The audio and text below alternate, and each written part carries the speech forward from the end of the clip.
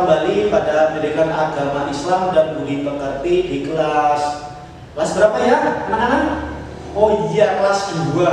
Kemarin kan kelas 1, sekarang berarti kelas 2. Nah, sebelum kita mulai pembelajaran, terlebih dahulu kita yuk berdoa memohon kepada Allah supaya kita diberi kemudahan dalam memahami pelajaran sekaligus dikasih ilmu yang bermanfaat. Ayo bareng-bareng kita berdoa. Bismillahirrahmanirrahim. Rabbi zidni ilman nafi'a warzuqni fahma. Amin.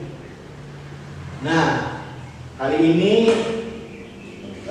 Pak Guru akan menjelaskan tentang pelajaran KTG atau baca tulis Al-Quran, tepatnya yaitu KD 3.1, yaitu mengenal huruf hijaiyah bersambung sesuai dengan makhrajul huruf.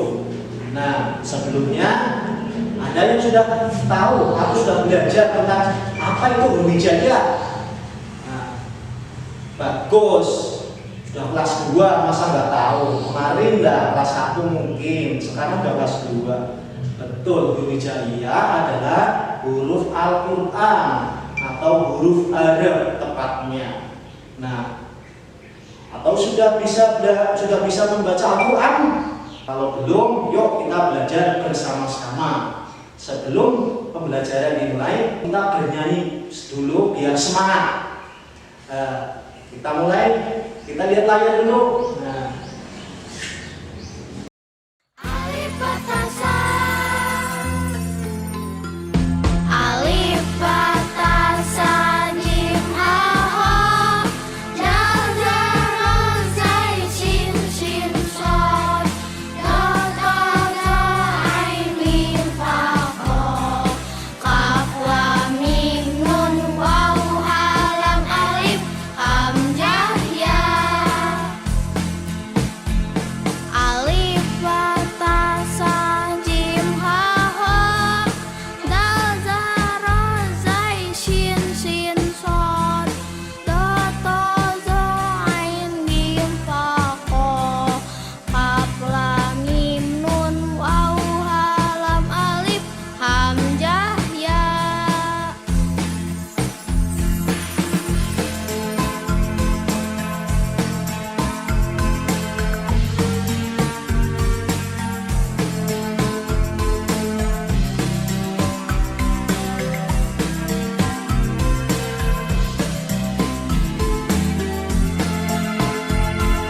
Alif Fatasa.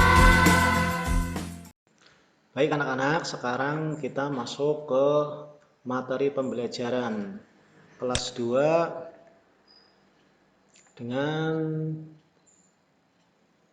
video pembelajaran PAI dan budi pekerti dengan tema mengenal huruf hijaiyah bersambung sesuai dengan makhrajul huruf. Ya. Mengenal huruf hijaiyah bersambung berarti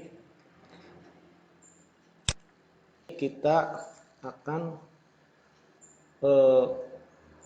mengetahui bagaimana huruf hijaiyah itu ketika disambung di awal, ketika di tengah, dan bagaimana dia ketika berada di akhir. Kita lihat yang pertama adalah huruf alif. Huruf alif ketika berada di awal dia akan berbentuk seperti ini, tidak bisa disambung dengan huruf depannya. Depannya adalah huruf ba. Jangan sampai keliru ya. Yang namanya huruf hijaiyah itu menulisnya dari kanan ke kiri, ya. Bukan dari ini kanan, ini kanan, kiri. Jadi berjalannya itu ke kiri, bukan ke kanan. Beda dengan huruf Latin biasa. Nulis aku ya, a, k, u, ku. Tapi kalau bahasa Arab itu dari alif fathah a, kaf dhammah ku, aku. Kalau bahasa Indonesia aku, aku. Begitu. Ini ketika berada di tengah, dia bisa disambung dengan huruf belakangnya, tapi tidak bisa disambung dengan huruf depannya. Jadi ini adalah huruf alif ketika berada di tengah. Kemudian ketika berada di belakang, dia berbentuk seperti itu, bisa disambung dengan huruf belakangnya. Kemudian huruf B. Huruf B ketika berada di depan, dia berbentuk seperti ini, bisa disambung dengan huruf depannya. Ini ba, depannya adalah ngain, depannya dal. Ba fathah ba, ngain kasroh ngi, dal fathah da, bangida. Kemudian kalau berada di tengah ya anak-anak, ini bentuknya seperti ini. Abasa. Terus ketika berada di belakang dia seperti ini. Juga bisa disambung dengan huruf belakangnya. Belakangnya ba adalah apa ini? Huruf sin. Ya, sin ini adalah belakangnya. Intinya huruf ba ini bisa disambung dengan huruf depannya dan bisa disambung dengan huruf belakangnya. Ini ketika disambung dengan huruf depannya itu ngain bisa. Kalau ini huruf ba disambung dengan huruf belakangnya sin, ini berarti bisa. Kemudian ta, huruf ta ketika berada di awal dia itu berbentuk seperti ini, ketika di tengah seperti ini dan di belakang seperti ini. Ini juga bisa disambung dengan huruf depan dan belakangnya. Bedanya ba dan ta itu hanya titiknya saja. Terus ini huruf apa ya? Huruf sa, iya betul. Huruf sa ya. Kalau berada di depan seperti itu, kalau berada di tengah seperti itu, dan ketika berada di belakang seperti itu. Mirip dengan huruf ba dan ta. Bedanya cuma di titiknya saja. Kalau ini berarti ini terdiri dari huruf apa saja ya anak-anak? Iya betul sekali. Ini adalah tiga huruf. Sa fathah sa, jim fathah ja, ro fathah ro, sajaro. Ini mim fathah ma, sa fathah sa ya bacanya ya, sa ini s titik 3. Sa fathah sa, lam alif fathah tanwin lan, masalan. Nun dia sukun fathah nai, sa kasroh tanwin sin. Naisin. Lanjut, huruf berikutnya adalah huruf jim. Jim ketika berada di awal dia kehilangan ekornya. Ini ya, bisa disambung dengan huruf depannya. Depannya adalah huruf ini adalah huruf apa? Huruf alif. Salah. Kan tadi di depan huruf alif tidak bisa disambung dengan huruf depannya, sementara ini bisa. Nah, coba lihat. Ini huruf ini bisa disambung dengan belakangnya, berarti adalah huruf lam. Jim fathah ja, lam fathah la, sin fathah sa. Jalasa. Berikutnya huruf jim ketika berada di tengah. Ini contohnya seperti ini. Ya jim, sukun fathah yaj, ngain fathah nga, lam domah lu, yaj ngalu. Nah, kemudian ketika jim berada di belakang, dia akan seperti huruf aslinya. Ini ya, huruf ini mirip persis sama dengan huruf aslinya. Ada ekornya ke bawah.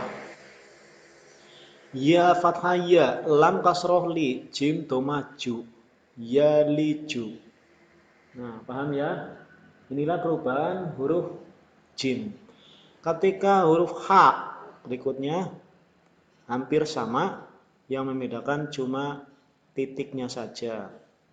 Nih, ini jim, jim, jim, jim di tengah, jim H di tengah, jim di belakang, H di belakang. Mim fathah ma, sin kasroh si, ha domah ho, masihu. Ya, berikutnya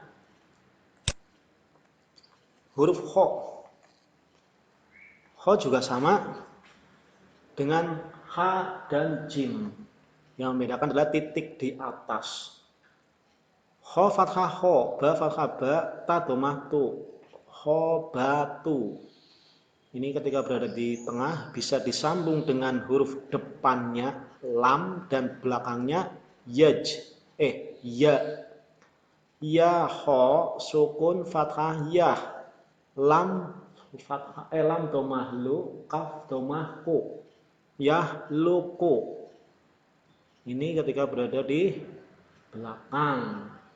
Kemudian huruf dal. Nah, inilah huruf dal. Oh, ternyata huruf dal ini ketika berada di depan, bentuk awal, bentuk kalimat, bentuk di awal itu tidak bisa disambung dengan huruf depannya. Ya, depannya adalah kho. Ini tidak bisa disambung.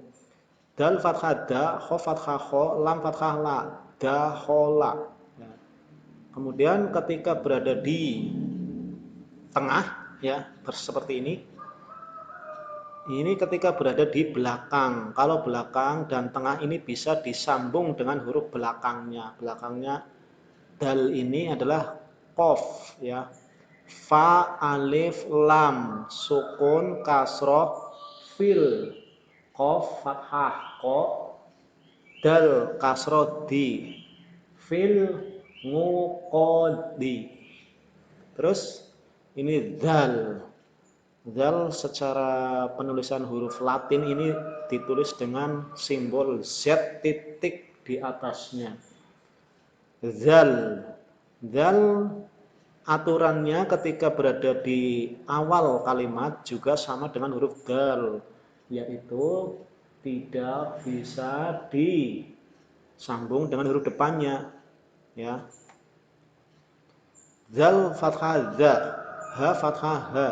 Ba fathah ba, zahaba, bukan dari kiri ke kanan ya, bahada ini salah, karena aturannya membacanya dari kanan ke kiri, ini kanan, ini kiri, zahaba. Kemudian di tengah, ya ini tengah, bentuknya seperti ini, dia bisa sambung dengan huruf belakangnya. Ini belakangnya dal adalah fa, huruf fa.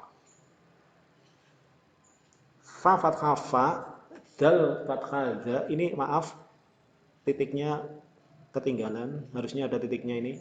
Tapi aturannya sama, yaitu zal bisa disambung dengan huruf belakangnya, tapi tidak bisa disambung dengan huruf depannya.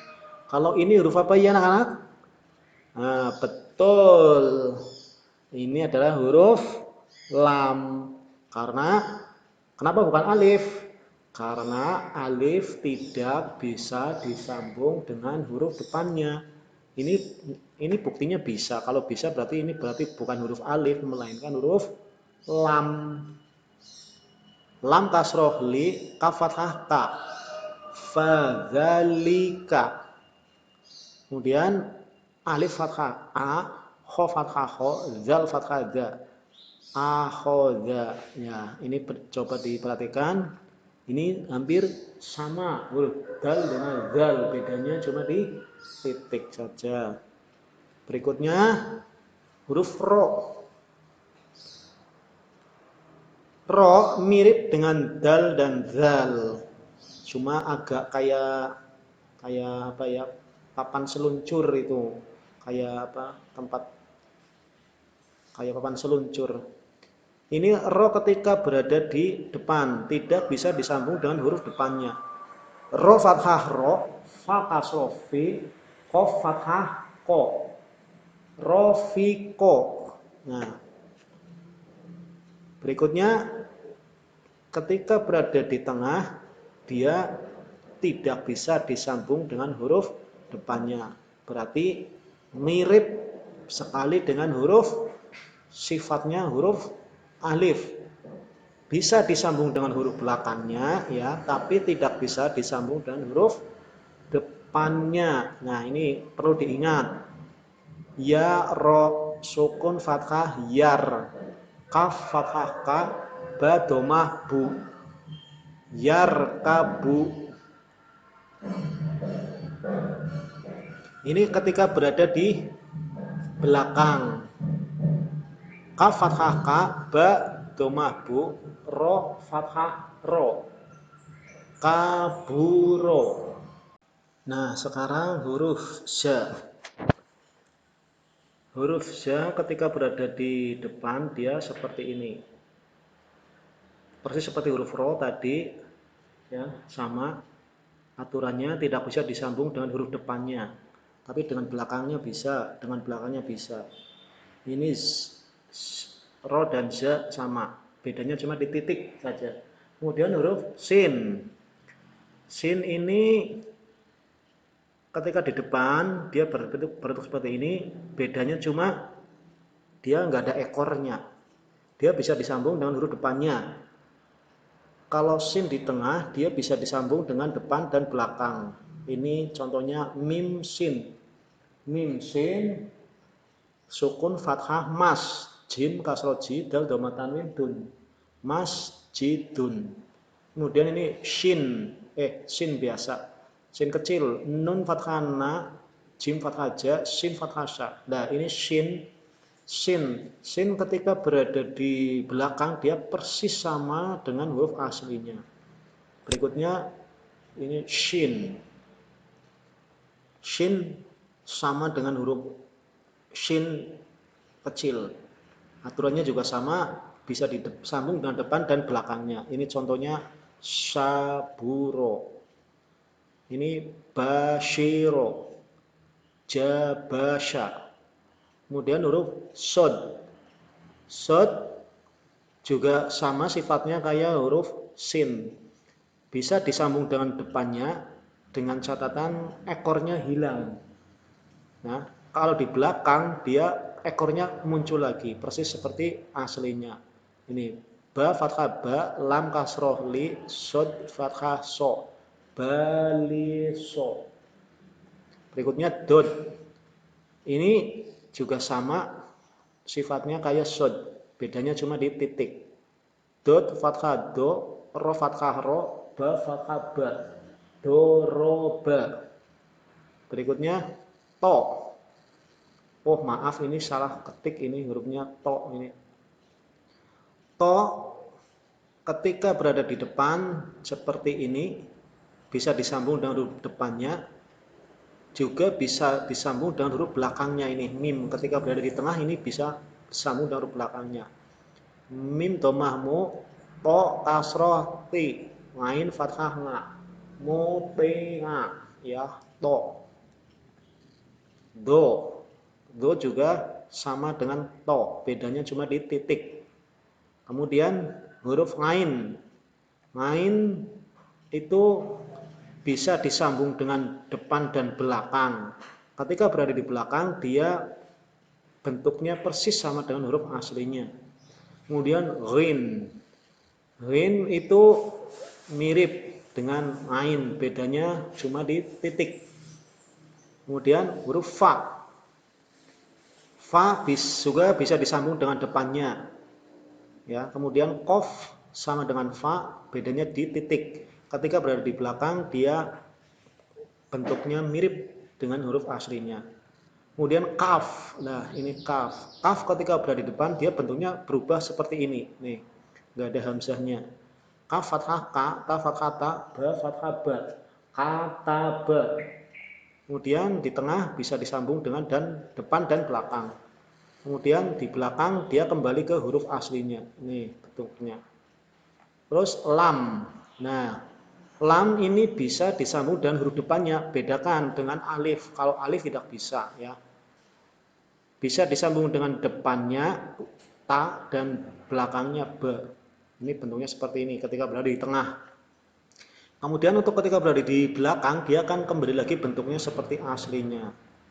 Kemudian mim. Mim juga bisa disambung dengan depan dan belakang. Ini, lihat. Ini belakang, ini depan, ini depan. Ngain fathah nga, mim fathah ma, lam fathah la. Amala. Kemudian Nun. Nun ketika berada di awal bentuknya kan berbentuk seperti ini, di tengah seperti ini, nun belakang kembali ke huruf aslinya.